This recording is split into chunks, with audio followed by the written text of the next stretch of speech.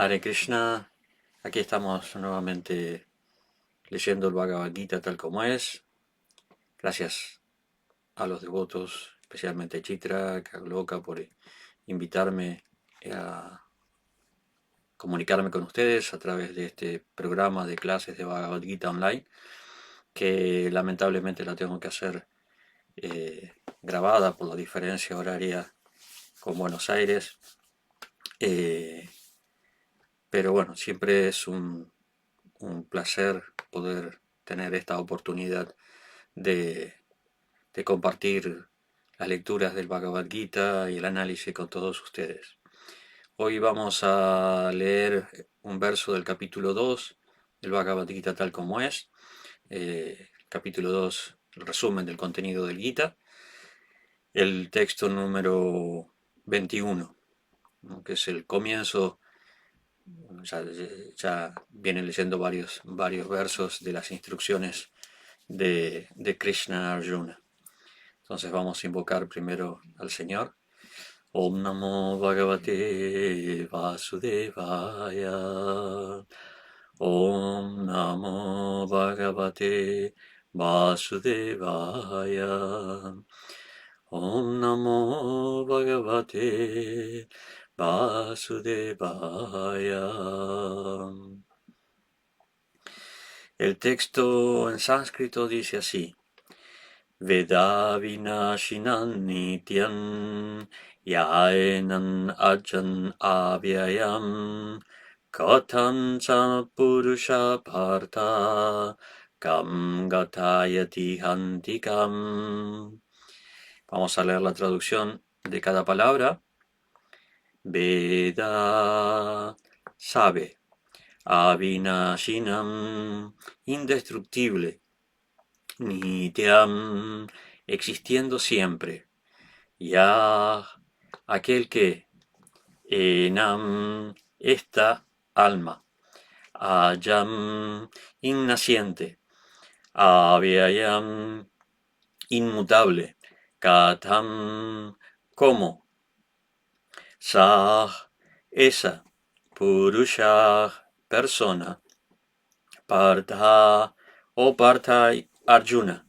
Kam, a quien. Hatayati, hace que se hiera. Handi, mata. Kam, a quién. Entonces la traducción completa es: o Partha, una persona que sabe que el alma es indestructible, eterna, innaciente e inmutable, ¿cómo puede matar a alguien o hacer que alguien mate? Significado por Srila Prabhupada dice así: todas las cosas tienen su utilidad, y el hombre que posee pleno conocimiento sabe cómo y dónde aplicar una cosa para que sea bien utilizada. Asimismo, la violencia también tiene su utilidad, y cómo aplicar la violencia queda en manos de la persona que tiene conocimiento. Aunque el juez le asigne la pena capital a una persona condenada por asesinato, no se puede culpar al juez por ordenar un acto de violencia en contra de una persona conforme a los códigos de la justicia. En la Manu Samhita, el libro de leyes para la humanidad, se sostiene que un asesino debe ser condenado a muerte, para que en su siguiente vida no tenga que sufrir por el gran pecado que ha cometido.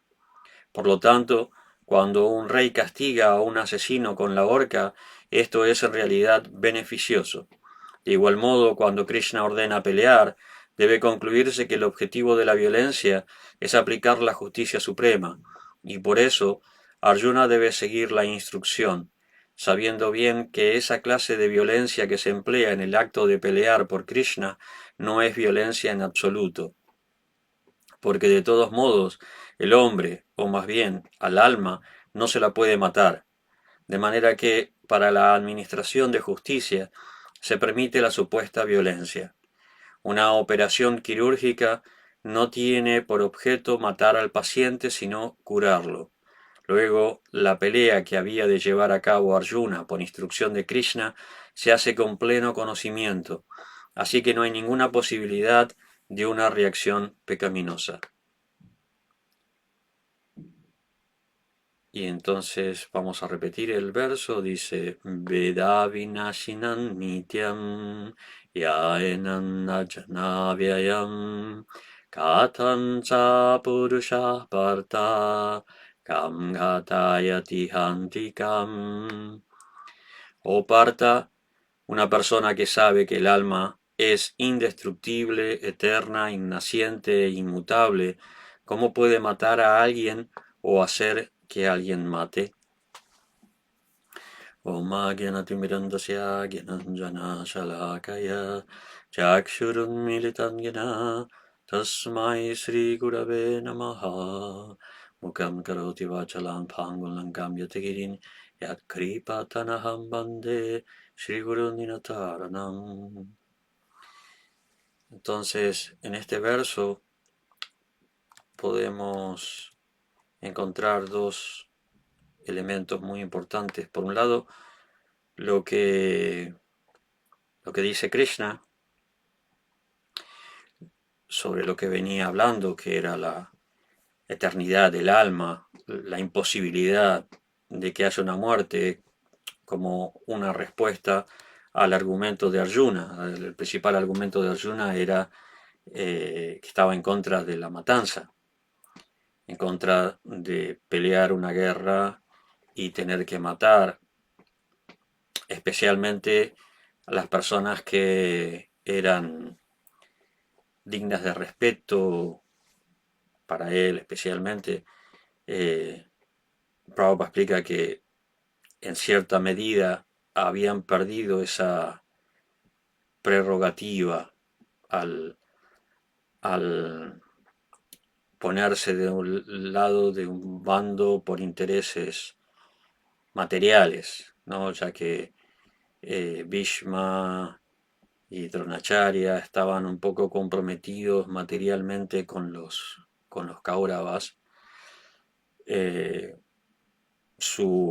Su estatus de tener que de ser merecedores de consideraciones especiales, de respeto, y lo habían perdido, especialmente no solo por el hecho de estar interesados materialmente, sino también y fundamentalmente por el hecho de no haber hecho nada durante el intento de abuso que los Kauravas habían hecho con Draupadi.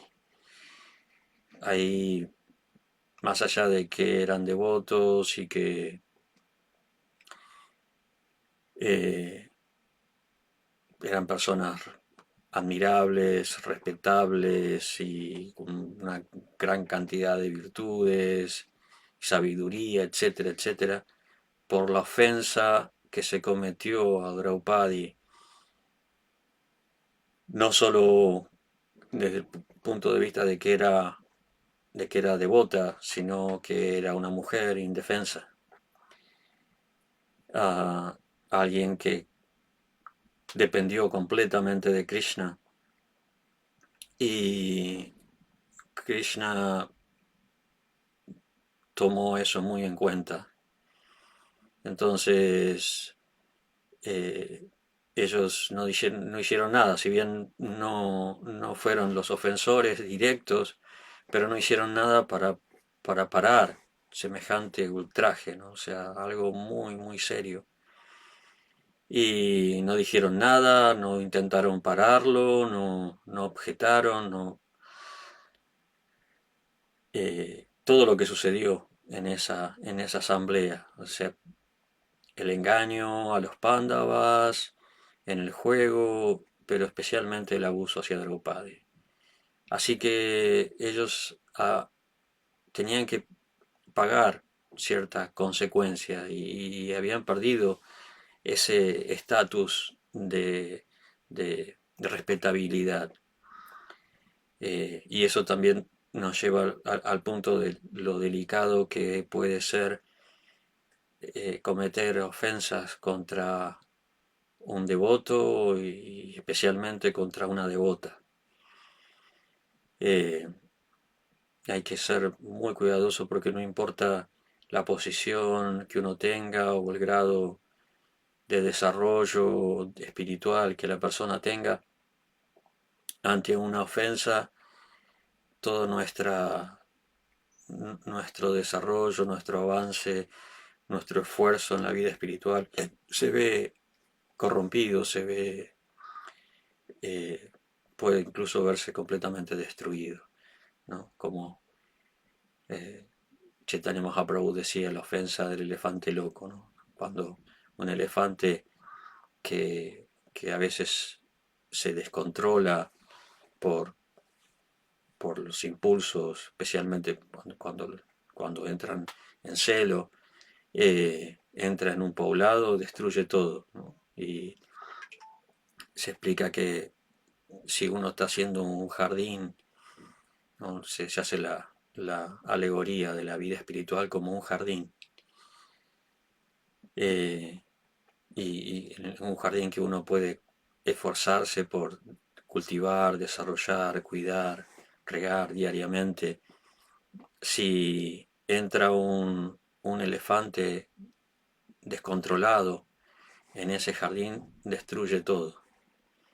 De la misma manera, las ofensas a los devotos tienen ese efecto, ¿no? Tienen el efecto de destruir todo el esfuerzo que una persona hace por cultivar su vida espiritual. Cuando, cuando comete una ofensa, todo se ve afectado, todo se ve destruido y uno puede caer de esa posición. Entonces, volviendo al tema, el argumento de Arjuna era que esas personas eran sumamente respetables, adorables, porque eran sus familiares mayores, sus gurus. Entonces él no debía atentar contra la vida de esas personas.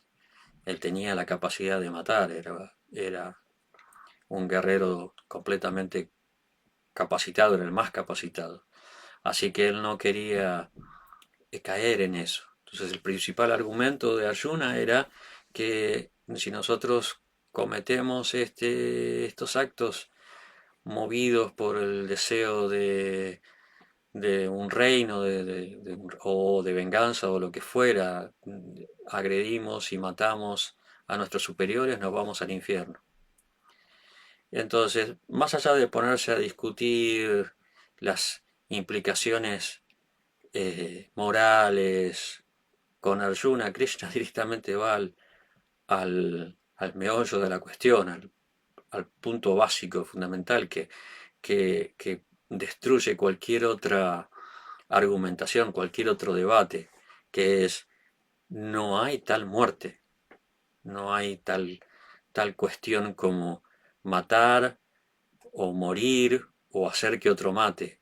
No existe esa posibilidad, porque el alma no puede ser dañada de ninguna manera. Hay muchísimos versos en los que Krishna va a describir las características de la inmortalidad del alma, de la invulnerabilidad del alma también, ¿no? El alma no puede ser cortada, ni quemada, ni secada, ni mojada, no es innaciente, es inmortal. O sea, Krishna con muchos adjetivos va a describir las cualidades del alma como completamente opuestas a todo lo que nosotros tenemos experiencia en el mundo, que es temporal, es destruible, bueno, es temporal fundamentalmente, ¿no? Y ya vimos un par de versos atrás, ¿no? Cuando Krishna dice que las personas sabias han concluido que lo que no tiene permanencia, en realidad no existe. Desde el punto de vista de la eternidad, no tiene una existencia real. ¿Por qué? Porque se está transformando continuamente. Eso es la impermanencia, ¿no? Una cosa va cambiando de forma, ¿no? Y como también encontramos en la Biblia, por ejemplo, cuando se refiere a la muerte del cuerpo, del polvo eres y al polvo vuelves. O sea, esa es la transformación continua de la materia. Entonces, incluso en esta vida nosotros estamos transformándonos continuamente, ¿no? O sea, yo hace un par de días cumplí 60 años y y me pongo a mirar fotos de cuando comencé mi servicio devocional, y ¿no? Era tan diferente, ¿no? Me veo ahora grabando esta clase, bigotes llenos de canas y con más arrugas, y con las gafas, los anteojos, y en fin, nos vamos transformando y muchas veces no para bien. El problema es cuánto nos identificamos. La cuestión es cuánto nos identificamos con eso que es permanente. Ahí surge esta, esta dicotomía entre nuestra conciencia de eternidad y nuestra identificación con lo que es impermanente, con lo que es temporal. Y eso es lo que nos trae este tipo de problemas como el que experimento. Entonces, Krishna va al kit de la cuestión. Acá no hay tal cosa como matar. No, no vas a matar a nadie. No puedes matar, ni puedes morir, ni puedes hacer que otros maten, porque no existe eso. No hay posibilidad. Entonces, eh, en estos primeros versos destruye ese argumento y también le da esos argumentos de Arjuna. Y también este tema con respecto a la eternidad del alma, la impermanencia del cuerpo, la ilusión de confundirse, le da el pie para desarrollar los diferentes caminos que la persona tiene, en este caso Arjuna y a través de Arjuna todos, los diferentes caminos que tenemos para llegar a esa conciencia espiritual, a esa conciencia de eternidad, a esa conciencia de permanencia y entender la diferencia con el cuerpo. Por otro lado, yo decía que hay dos cuestiones que podemos considerar, analizar en este verso. Y por otro lado, tenemos la explicación que Prabhupada da en el comentario, el análisis que Prabhupada hace en el comentario, que no se está refiriendo al, a la eternidad del alma en sí, sino a lo que Arjuna tenía que hacer, es decir, ejercer violencia. Prabhupada dice en el principio de su comentario, dice, todas las cosas tienen su utilidad y el hombre que posee conocimiento sabe cómo y dónde aplicar una cosa para que sea bien utilizada. Obviamente acá se está refiriendo al deber de Arjuna, al dharma de Arjuna, ¿no? Arjuna era un guerrero y, bueno, guerrero tiene que aplicar la violencia, ¿no? Un agricultor tiene que aplicar su conocimiento de las estaciones, de los vegetales, de las plantas, cuándo cultivarlos, etcétera, ¿no? Un ingeniero tiene que aplicar su conocimiento de cómo desarrollar maquinarias, por ejemplo, y etcétera. Un músico aplica su conocimiento de la música, de la armonía, de la melodía, del ritmo, para poder crear una obra eh, que satisfaga, ¿no? Ciertas necesidades espirituales o materiales. Y un guerrero tiene que aplicar su conocimiento en el uso de las armas para luchar. Luchar ya sea para conquistar, para proteger, para eh, imponer cierto orden, para imponer justicia, o, bueno, en el caso de hoy en día, en el que la lucha muchas veces se aplica en los deportes, para mostrar su superioridad física y su habilidad sobre los demás y conseguir triunfos o dinero. Son distintas maneras de aplicar la destreza física en una contienda, en una lucha. Acá Arjuna no estaba en el momento de exhibir su superioridad en una exhibición, como sucedió, por ejemplo, cuando se recibieron, digamos, cuando terminaron toda la instrucción militar que habían recibido de Dronacharya, que hicieron una, eh, ahora se me fue la palabra, una exhibición para mostrar todo lo que habían aprendido y, y tuvo que competir con Karna, ¿no? Y bueno, ahí Arjuna pudo mostrar su superioridad. O como cuando fueron a competir para conseguir la mano de Draupadi, ¿no? Que ahí también luchó no para someter, sino para eh, conseguir un premio, ¿no? Que es muy similar a una gesta deportiva, ¿no? Acá no, acá tenía que luchar para, para matar. Entonces, Prabhupada dice, el hombre que posee conocimiento sabe cómo y dónde aplicar una cosa para que sea bien utilizada.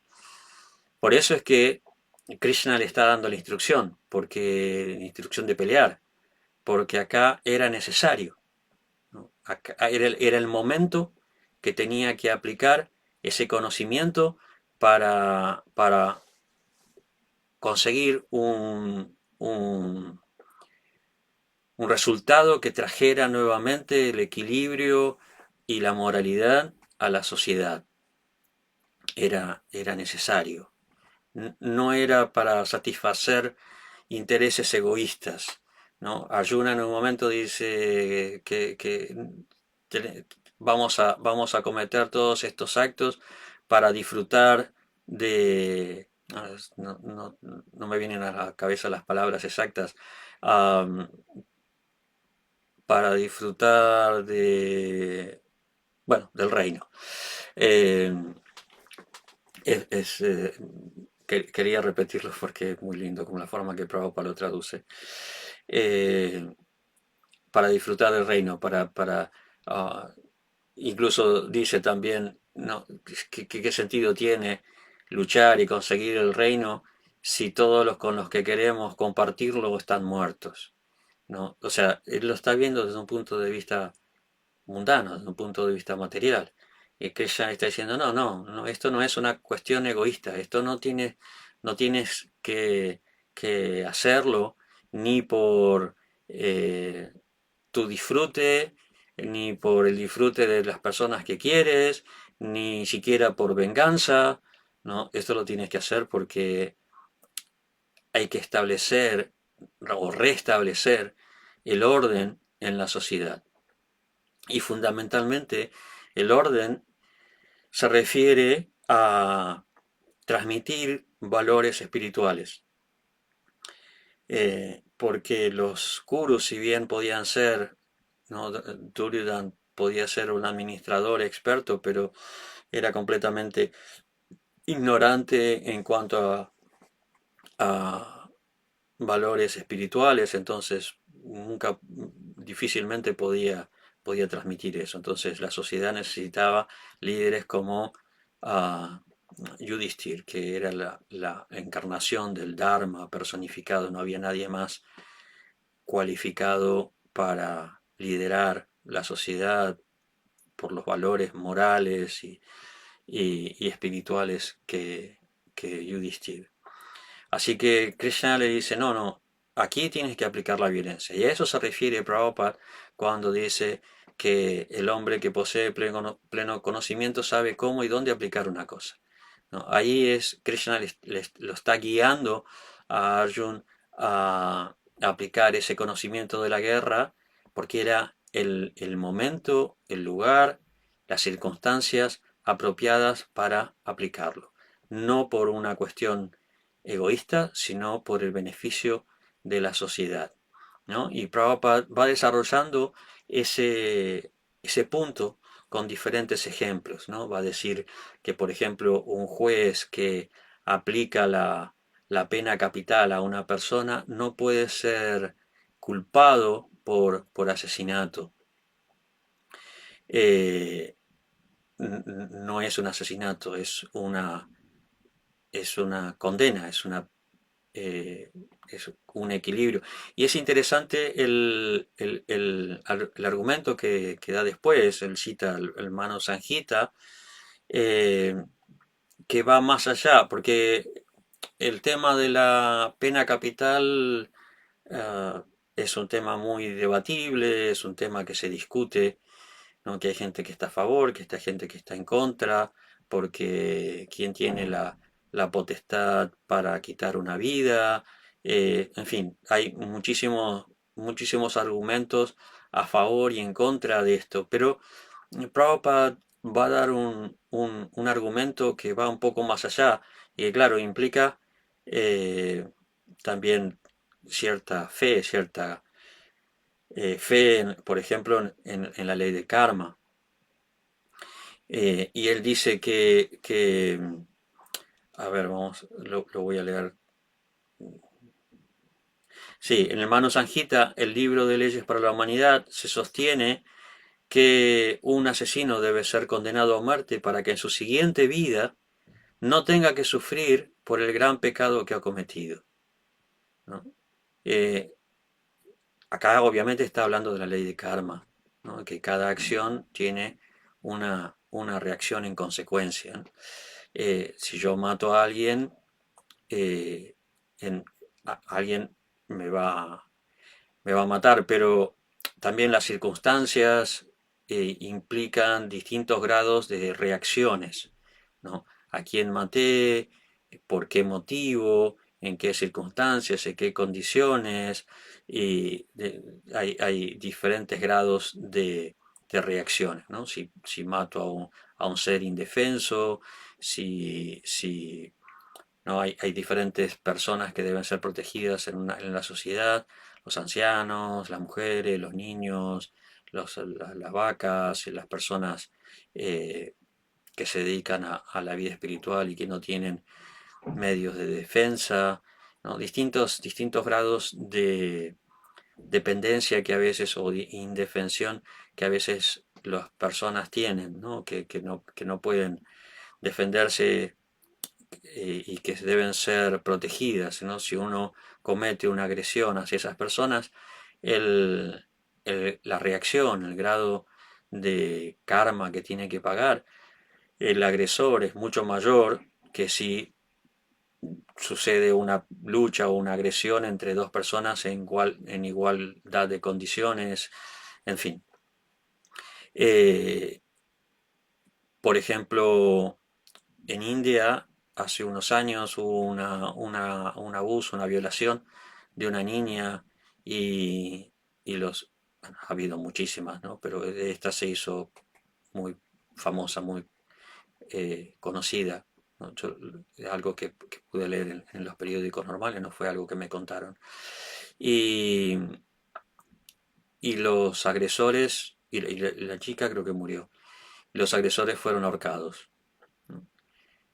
Porque por la gravedad de la agresión, la persona a la que habían agredido, en fin, eh, algo atroz.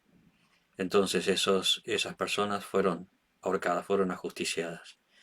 Y bueno, hay diferentes grados en los que se ordena la pena capital, ¿no? Diferentes circunstancias y diferentes países tienen diferentes eh, ideas de cómo aplicarla o no aplicarla, ¿no? Por ejemplo, en Argentina no se permite la pena capital en ninguna circunstancia. Seguramente habrá quienes estén a favor, pero por ley no se puede aplicar.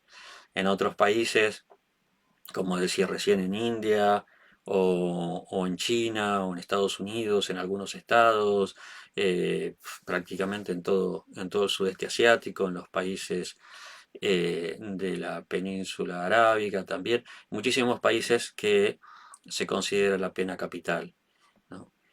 Y, y bueno, por diferentes razones, ¿no? Algunos pueden ser razones morales o razones sociales o razones religiosas incluso, ¿no? Y diferentes sociedades van a discutir, bueno, porque van a guiarse por diferentes principios, ¿no? A veces no se justicia a alguien en un país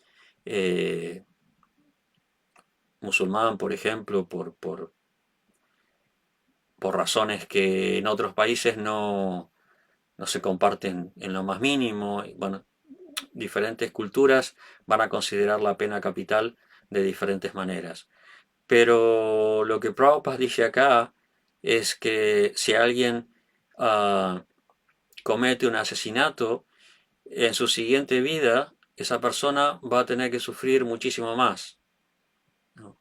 Eh, Previo paso probablemente a una situación infernal, ¿no? Y después de esa situación infernal seguramente va a tener que nacer en una condición de vida muy miserable y va a tener que sufrir mucho más. Entonces el Manu Sanjita, dice Prabhupada, recomienda de que esa persona sea ajusticiada para, para que se purifique, se limpie del grave pecado que ha cometido. También, bueno, sirve como medida eh, de, no sé si decir preventiva, ¿no? Para atemorizar, fundamentalmente para atemorizar a otros probables criminales.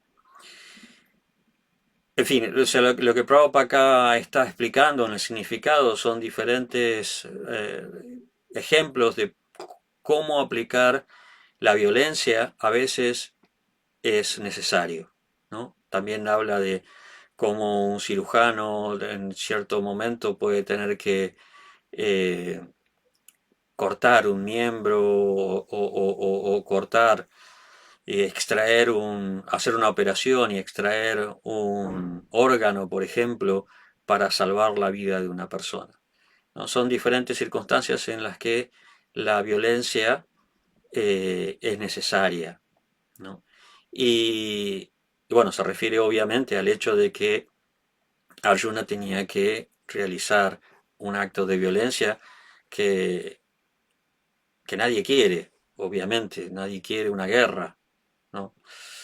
Estamos viendo ahora todas las terribles consecuencias de la guerra entre Rusia y Ucrania y el horror de toda la destrucción, de las personas muertas, de los civiles afectados por los bombardeos, de las personas, de los familiares desaparecidos, queridos, de los soldados, en fin, y todo el caos y el, el sufrimiento que trae en general, ¿no? Las, los refugiados y lamentablemente eso es algo que el ser humano, a pesar de los horrores que ha pasado, sigue pisando el mismo palito, ¿no? Sigue cometiendo el mismo error y sigue emprendiendo guerras y conflictos armados y cosas que lo único que trae es caos, es sufrimiento, es involución social, no hay se para el desarrollo, se para el orden, se trastoca el, todo el orden en cuanto al desarrollo humano. Y por supuesto acarrea muchísimas consecuencias, porque si bien uno puede decir que una guerra es el resultado de actividades pecaminosas previas y es el karma colectivo que un país ha ido generando, ¿no? No termina ahí, o sea, es generar más karma. El karma es como una rueda sin fin, un círculo vicioso que en un momento uno tiene que pararlo, que en un momento uno tiene que decir, no, este no es el camino, ¿no? Como dice el dicho, ¿no? Ojo por ojo y quedamos todos ciegos. ¿no? Si solamente nos guiamos por esa mentalidad, por esa política. Entonces en un momento uno tiene que decir, no, no caigo en la búsqueda de, ni de venganza, ni mantener la enemistad y la rivalidad y el resentimiento, porque no se acaba nunca. Ya no tenemos tanta experiencia de eso, ¿no? Y entonces, en un momento uno tiene que parar, en un momento tiene que decir, no, este no es el camino, este no es la forma, ¿no? Entonces, eh, la guerra es algo que nadie quiere, ¿no? La guerra no es algo que ni Arjuna, ni Krishna, ninguno quería, ¿no? Fue solamente la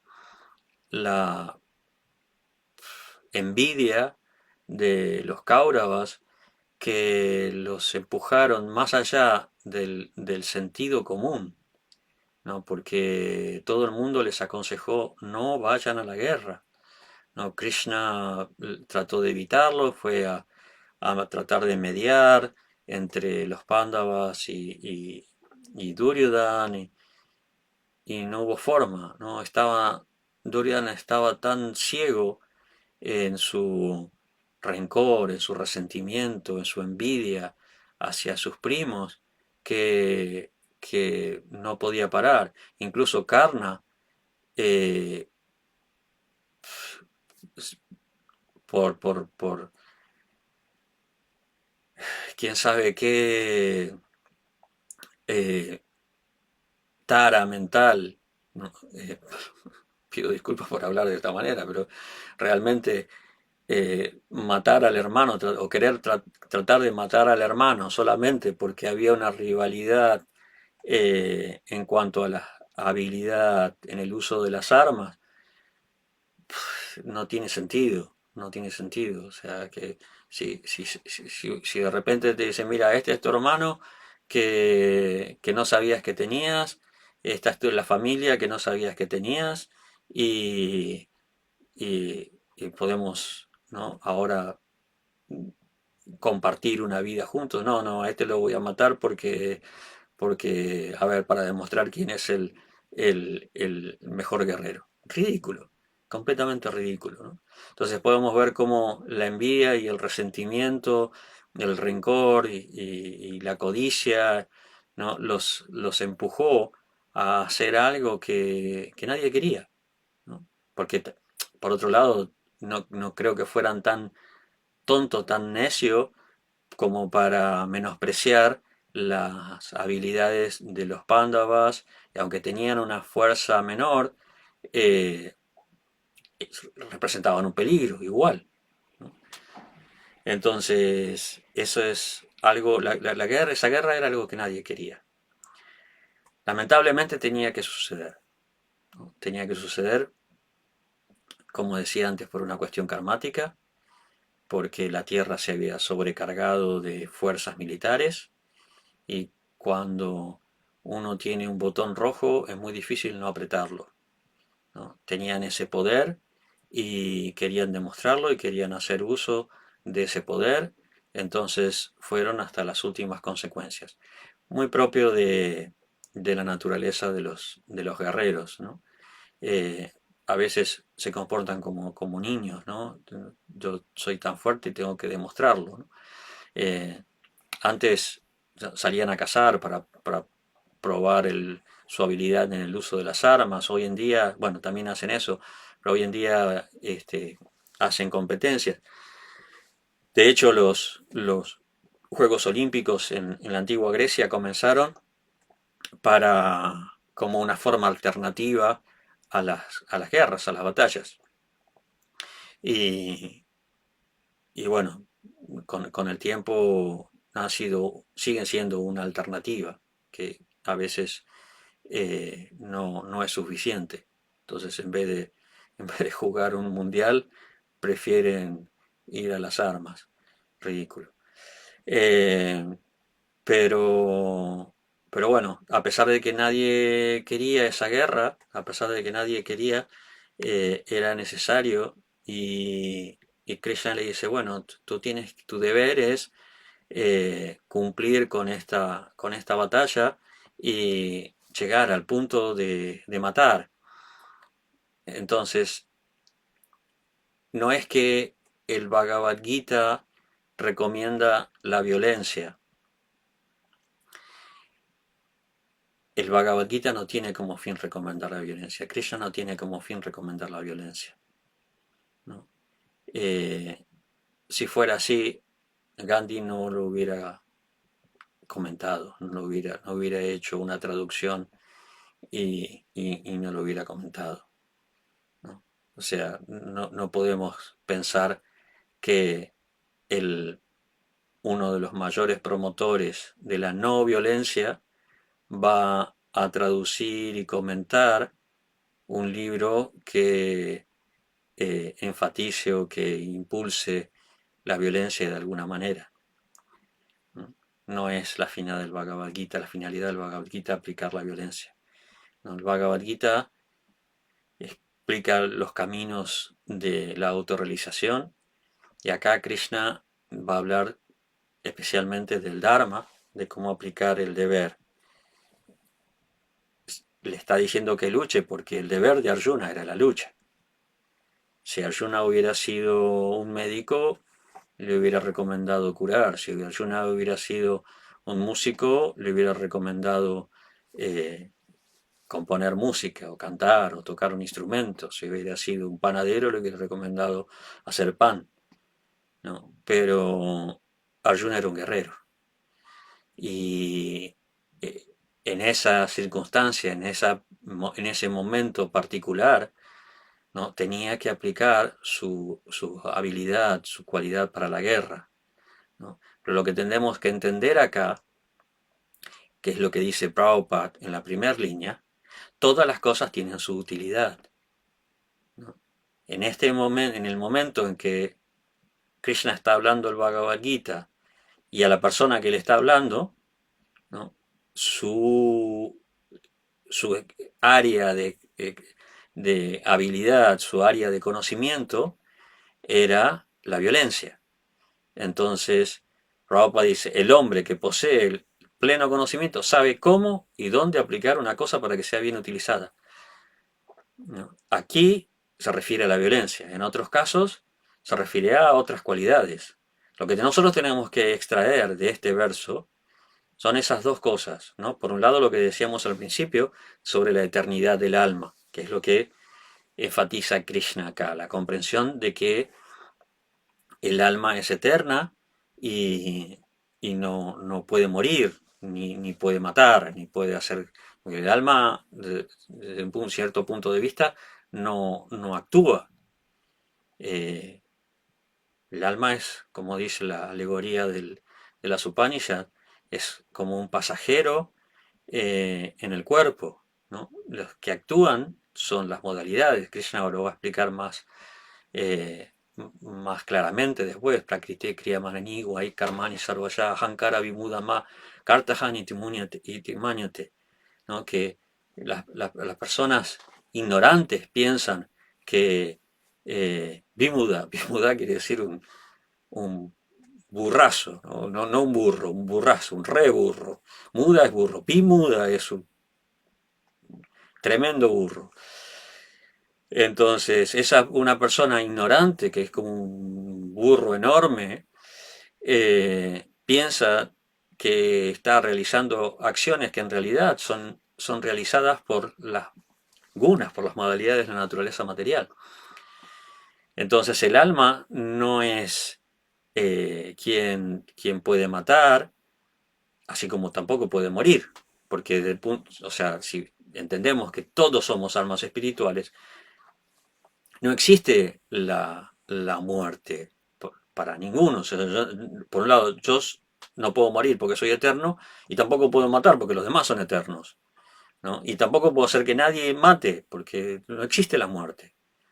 Entonces, eh, Krishna está enfatizando ese punto, ¿no? Pero Prabhupada, el otro punto que podemos encontrar en este verso, o sea, por un lado lo que dice Krishna, por otro lado lo que explica Prabhupada, cómo aplicar nuestro conocimiento. Acá en particular se refiere a la violencia, pero en nuestro caso no necesariamente tiene que ver con la violencia, a menos que seamos un agente de la ley, que tengamos que aplicar cierto grado de violencia en ciertas condiciones. Eh, Si no, lo que tenemos que hacer es entender cómo aplicar nuestro conocimiento y nuestra habilidad en nuestro deber, realizar, cumplir con nuestro Dharma y ser útiles a la sociedad, a la familia, a las personas que nos rodean y a nosotros mismos. Cómo podemos colaborar con nuestro entorno, con el mundo, con la naturaleza. ¿Qué es lo que nosotros aportamos eh, en nuestro desarrollo, en el desenvolvimiento de, de nuestras actividades, de nuestras cualidades? Eso es lo importante de este verso. El contexto se refiere a la violencia, ¿no? El contexto en el que, digamos, en el que está siendo hablado el Bhagavad Gita y lo que está explicando Prabhupada en el significado, de acuerdo a ese contexto, es específicamente la violencia. Pero, pero si vamos un poco a la esencia y tomamos literal, entendemos, Prabhupada lo dice muy literalmente, entendemos la primera línea de este significado, es muy claro, ¿no? Todos tenemos que aprender a dirigir nuestro esfuerzo, nuestras cualidades, nuestro conocimiento de una forma positiva, ¿no? Prabhupada específicamente dice dónde aplicar una cosa para que sea bien utilizada. Eso se refiere a algo positivo. ¿Cómo puedo yo canalizar mi conocimiento, mi habilidad, mis cualidades, mi, lo que he aprendido, lo que he practicado, lo que me resulta natural, lo que la naturaleza y Dios me ha dado? ¿Cómo lo puedo utilizar bien? ¿Cómo lo puedo utilizar de manera que sea algo productivo, que sea algo positivo en el mundo, en mi entorno, en mi familia y fundamentalmente en mi desarrollo espiritual? ¿Cómo puedo hacer que eso sea algo que me ayude a crecer, a madurar, a evolucionar y en última instancia a liberarme, ¿no? Y a restablecer mi relación con Dios? El hecho de cooperar con el orden natural, con el equilibrio de la naturaleza, que es la energía de Dios, ¿no? Que es otro aspecto de Dios. Me ayuda a desarrollar y a cultivar esa conciencia de Dios. Entonces, dejando un poco de lado el tema de la violencia, ¿no? ¿Cómo yo colaboro y realizo actividades positivas en relación con la energía total de Dios, ¿no? Cómo perfecciono mis habilidades, cómo aprendo, cómo practico y me vuelvo cada vez mejor para brindar algo positivo al mundo. Y cuando digo mundo me refiero a todo, ¿no? Obviamente, a las personas que tengo al lado, al entorno, a la sociedad, a todo, ¿no? Cómo me vuelvo cada día mejor para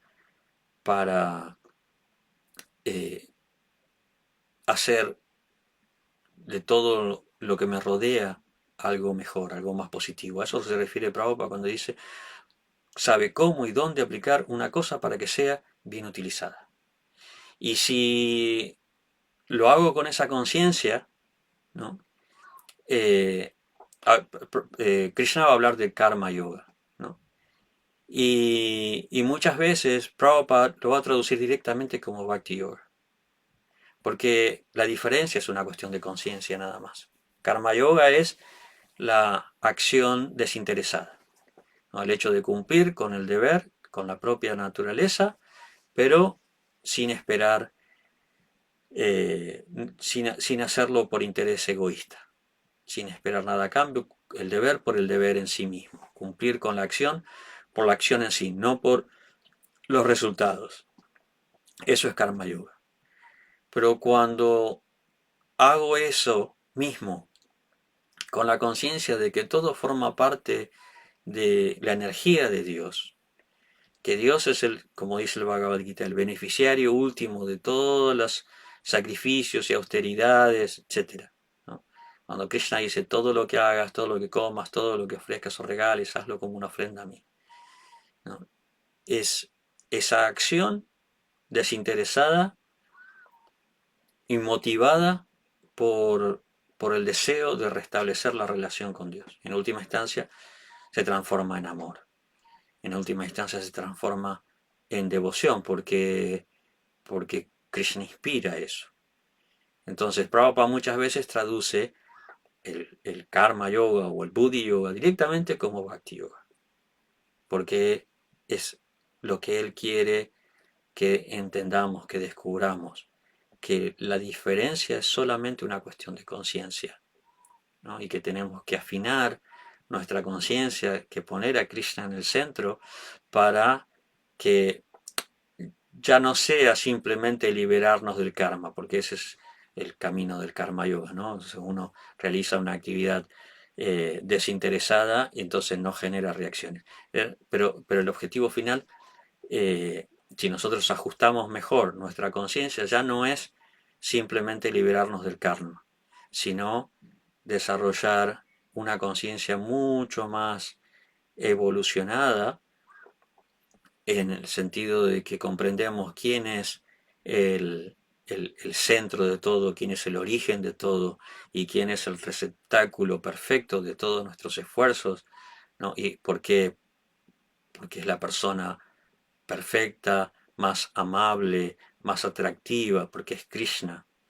Entonces dirigir nuestras actividades y nuestras habilidades y nuestras cualidades hacia Él, ¿no? Porque en última instancia también entendemos que todo es lo que hacemos, lo hacemos porque Él nos da la capacidad y nos da la posibilidad de realizarlo. Entonces, es todo un círculo, ¿no? Que nosotros recibimos una cualidad, una habilidad de Él y se la ofrecemos, se la brindamos y de esa manera se establece un ida y vuelta, una reciprocidad con Dios, que es la base del amor, ¿no? Una relación recíproca que se retroalimenta continuamente, ¿no? Y eso es el secreto que Prabhupada quiere que nosotros descubramos a través de la práctica, a través del estudio, ¿no? A través de esta vida que nos ha enseñado a vivir en la forma de la conciencia de Krishna. No sé cómo estamos. Me gustaría responder preguntas, pero como es una grabación es imposible. Pero sí puedo hacerlo este, después en los comentarios, si quieren dejar comentarios o preguntas. Eh, el tema no es fácil. El tema, como lo, digamos que el tema de la aplicación de la violencia eh, es un tema complicado, pero, pero tenemos que entenderlo en el contexto que Prabhupada lo explica acá, ¿no? Dónde aplicar una cosa para que sea bien utilizada. ¿No? No entenderlo en el sentido de que, bueno, la violencia está bien por cuestiones religiosas, ¿no? No, la otra cosa que quería decir era que el problema con respecto a la pena capital o no, lo que dice el hermano Sanjita acá, se sostiene que el asesino debe ser condenado a muerte para que en su vida no tenga que sufrir, etcétera. Eh, la, la, la, la violencia, lo que hace que una violencia sea correcta o no, es quién aplica y en base a qué aplica la violencia, ¿no? El, el castigo de un padre que corrige a su hijo por amor no es lo mismo del castigo que se aplica solo por ira, por ejemplo, ¿no? Esta persona me molesta o este niño me molesta, entonces lo castigo. No es lo mismo que el castigo del padre que lo que quiere es educar, enseñar y, y por supuesto que como ama a su hijo, lo hace midiéndose, lo hace controlándose, no lo hace de una forma descontrolada, ¿no? Yo no recuerdo si era el padre de Prabhupada o que le pedía disculpas o que cuando tenía que castigarlo le pedía disculpas y después lo castigaba. O como en una ocasión Prabhupada contaba que cuando era chico quería tocar el... No, uno de sus hijos era, uno de sus hijos quería tocar las aspas del ventilador, ¿no? Y Prabhupada no lo dejaba, entonces un amigo le aconsejó que eh, disminuyera la velocidad, que apagara y cuando estuviera yendo el ventilador a una velocidad más lenta le permitiera tocarlo. Entonces el niño no se lo tocó y obviamente iba despacio, no lo lastimó, pero hizo ruido el golpe y se asustó, entonces ya nunca más quiso tocarlo. Eso, claro, si uno lo analiza así, sin entender el contexto ni la situación, ¿no? Es una violencia, pero es una violencia mucho menor y eh, realizada para enseñar, para educar. Entonces ya el niño sabía el peligro de que significaba el ventilador y ya nunca más quiso tocarlo, ¿no? Tenemos que entender que la gravedad de la violencia depende de quién la aplica en base a qué principios, ¿no? Como decía antes, los diferentes países tienen diferentes criterios para, para aplicar la pena capital, ¿no? Y a veces pueden ser más justificables y a veces no. La cuestión es quién analiza o quién juzga cuándo es aplicable y cuándo no. En la medida que la persona es más sabia y no está motivada por el odio y no está motivada por la envidia, ni por el resentimiento, ni por el temor, entonces puede juzgar apropiadamente si un acto violento es aplicable o no, ¿no? Eh, la violencia en sí misma es, es no es el problema. El problema es quién la aplica y la forma en que se aplica la violencia, la motivación de la violencia, porque la violencia es parte del mundo, ¿no? O sea, uno simplemente tiene que entrar un poquito en contacto con la naturaleza y se va a dar cuenta que la naturaleza es violenta, ¿no? O sea, en un momento el señor Shiva tiene que destruir todo. Eso es un acto de violencia tremenda, ¿no? Pero él es la única persona que puede hacer eso, porque él sabe en qué momento y de qué forma se aplica esa violencia destructiva y para qué, ¿no? Para recrear, para regenerar. Entonces, esa es otra cosa que quería decirles. No tenemos que entender que si no sabemos cómo aplicar violencia, no tenemos que aplicarla. si no sabemos cómo, ni cuándo, ni por qué, ¿no? Esas son las preguntas básicas. ¿Por qué tengo que hacerlo? ¿Cómo tengo que hacerlo? De qué forma y cuál es la razón, ¿no? Son las preguntas que tenemos que considerar, ¿no? Si tenemos que en algún momento aplicar un castigo, porque qué es lo qué es lo que motiva esa aplicación, ¿no? Porque si no simplemente hacemos daño y creamos malas consecuencias para los demás y para nosotros mismos, ¿no? La violencia mal aplicada es violencia autoinfligida, ¿no? Porque yo aplico violencia o agredo a otro voy a tener que sufrir. Y eso es lo que dice Prabhupada acá, citando al Mano Sanjita, ¿no? El asesino debe ser condenado a muerte para que en su siguiente vida no tenga que sufrir por el gran pecado que ha cometido. A veces es esa condena puede incluso ser un acto de misericordia, ¿no? Visto desde este punto de vista. En fin, es un tema que da para mucha discusión, es un tema difícil de entender. Pero yo personalmente lo que eh, entiendo más y lo que más extraigo de este verso y significado es lo primero que dice Prabhupada, ¿no? Todas las cosas tienen su utilidad y el hombre que posee pleno conocimiento sabe cómo y dónde aplicar una cosa para que sea bien utilizada. Eso creo que es lo más importante que yo puedo comprender acá, porque bueno, también mi realización eh, con respecto a la eternidad del alma es más teórica que experimental, ¿no? Que experiencial.